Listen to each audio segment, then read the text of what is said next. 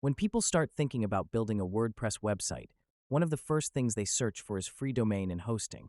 So while I'm building this website in the background, I want to walk you through how that actually works, whether it's a smart option, and what you really need to know before you go that route. Whether you're setting up a small business website, a personal blog, or really any kind of site, knowing the truth about free hosting and domains can save you a ton of time and stress down the road. So here's the deal. Free hosting and free domains sound amazing up front, because who doesn't love free? But the reality is, free rarely means free without some kind of catch, especially when it comes to something as important as your website, which is literally the online face of your business or brand. A lot of free hosting companies will give you a free domain, but the domain isn't really yours. It's more like you're borrowing it, and it usually comes with some weird-looking web address that's attached to their platform. Instead of something clean like yourbusiness.com, you'll end up with something like yourbusiness.freehostingcompany.com. And not only does that look less professional, it also makes it harder for your site to rank on Google and build trust with visitors. Another big thing to watch out for with free hosting is limits. Limits on how much traffic your site can handle, limits on how much storage you get, even limits on what you're allowed to do with your site. A lot of free hosts put ads on your site that you can't remove, or they might block certain plugins or features that you'd normally want to use on a WordPress site. And if you ever decide you want to move your site somewhere else, good luck, because with some of these free hosts, you don't actually own your site files the way you would with regular hosting.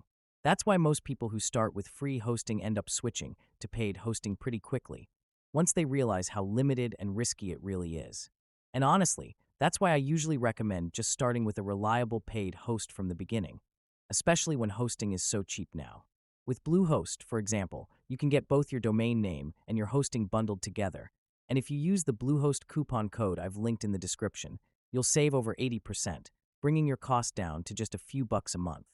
Bluehost has been around for over 20 years. They're officially recommended by WordPress, and they host millions of sites, from small personal blogs to full-on business websites.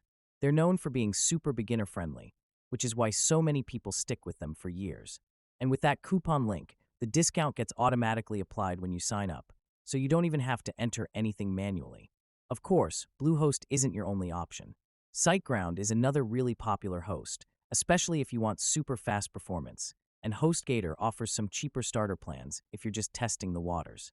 But for most people, especially if you want a WordPress site and you want something that's easy, affordable, and reliable, Bluehost is hard to beat, which is why they're so highly recommended across the board. So if you're serious about your website and you want to avoid the headaches that come with free hosting and free domains, definitely check out the Bluehost discount linked down in the description. And if you also want to follow along and see exactly how to build your site from start to finish, I'll drop a link to my full website tutorial in the comments. Thanks for hanging out while I build this site. Hopefully this gave you a clear picture of what free hosting really means, why so many people eventually move to paid hosting anyway, and how starting with the right host from day one can save you a ton of hassle later on. See you in the next one.